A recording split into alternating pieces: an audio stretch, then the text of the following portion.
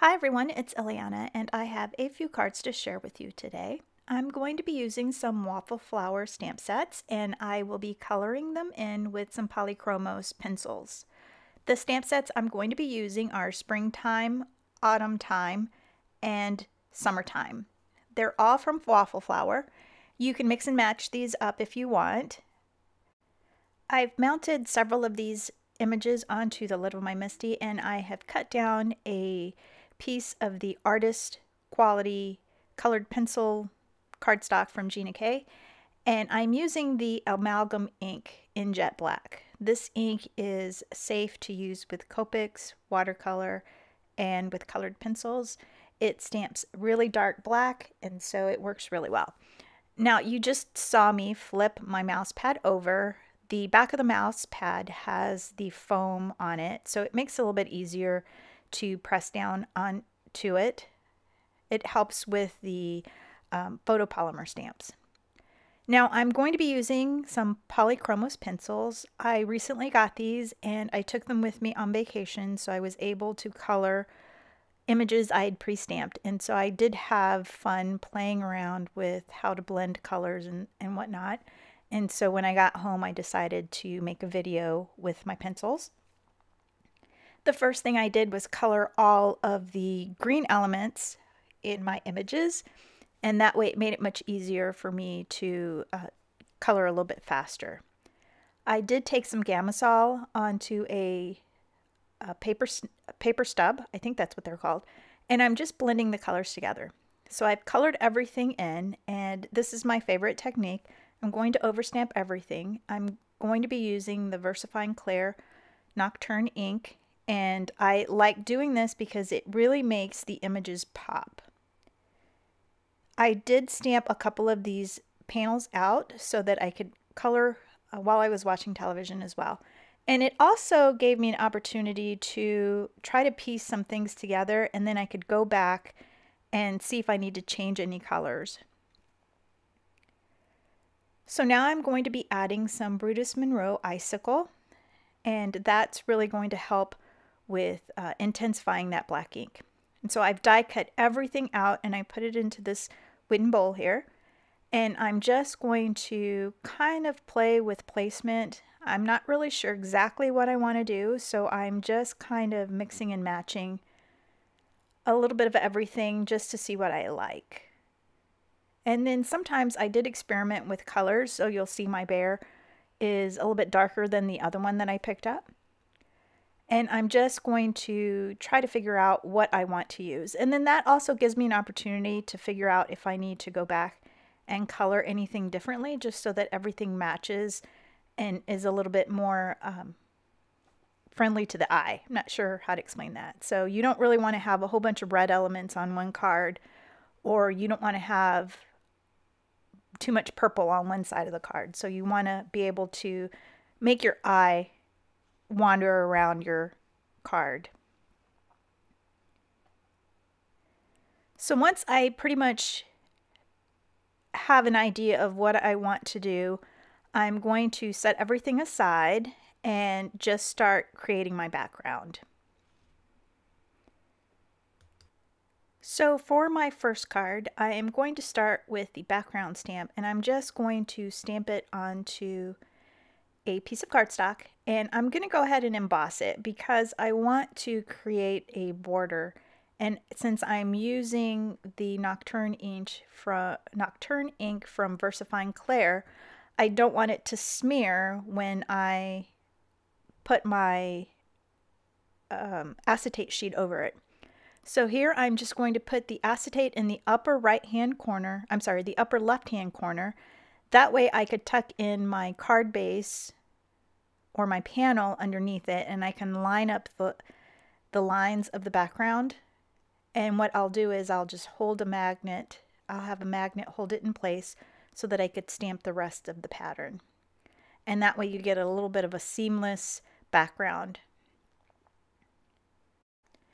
At first I wanted to color everything in with a pencil, at least the sand portion, and then I changed my mind. You will see my new pencil sharpener. So I got this little Orbit pencil sharpener to take with me on vacation, and it works really well.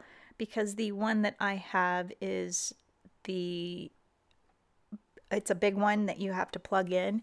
And so by having this little battery operated pencil sharpener, it did make it much easier on vacation to just take it wherever I wanted to go.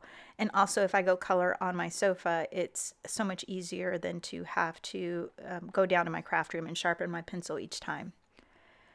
So I did want to color the sand, and then I changed my mind. So what I ended up doing was getting some repositionable masking paper, and I stamped 2 of the backgrounds on there, and then I just fussy cut around it.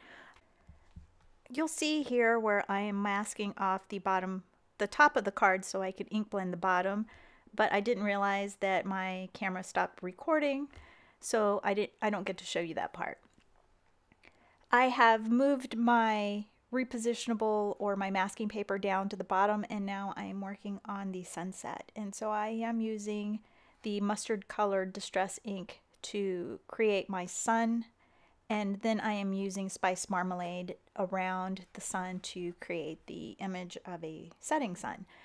And I did get a smudge right in the middle of my card, and I was kind of really disappointed, but I figured I'm going to keep going. Maybe I could put a little butterfly or put something over that and you won't be able to see. I've adhered all my pieces onto my card front, and now I'm just checking out to see which sentiment I like the best. I just stamped it onto the acetate that comes with the stamps and just placed it over my card, and that way I could see which one I like better. I've mounted a sentiment from Beautiful Quotes from Altenew onto my MISTI, and I'm just going to go ahead and stamp that onto the front of my panel. Now at this point I'm feeling kind of lazy and I really don't want to have to work on an entire background again, and so I decide to just do a simple background for this arrangement here. I have some Lucky Clover Distress Oxide, and I'm just going to start off with some ink blending, just creating the illusion of grass. And I made sure to start where I know that I'm going to put some elements over it. I'm not that great at ink blending, and sometimes it does require a lot of work, and so by starting where I know I can hide it, it makes it much easier. And when I get done with this panel, I pretty much think it's a big hot mess, and it's kind of a little disappointing to me because I just don't feel like I did that great of a job. There's a lot of splotchiness, but I decided to keep going, and then I thought, well, let me go ahead and put my elements over it and see how that turns out. You can see there's a lot of splotchiness going on here, but I also didn't keep in mind that when the Distress Oxide ink dries, it dries back a little bit. And so just don't get disappointed. Just keep working at it. And you want to start off with a light hand, and you can work your way into a little bit of a deeper color. So I've adhered all of my elements on there, and I'm going to be using this Thank You. It is also from an Altenew stamp set. It is from the Mini Thanks set.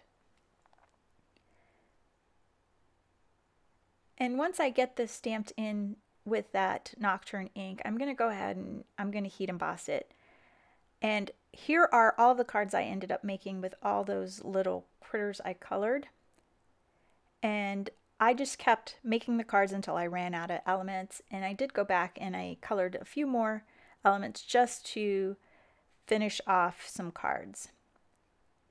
I didn't add any embellishments to it just because I wanted the card to just be the focal point. I tried to add sequins, but it was too distracting. I tried doing little clear dots, and it was too distracting, so I just left it as it was, and this is what I ended up with. Thanks so much for watching. I hope you've enjoyed my process, and just know that not everything turns out the way that you plan, but in the end you end up with some beautiful cards. I hope you have a great day, and don't forget to hit the subscribe and hit the like button. Have a great day. Bye.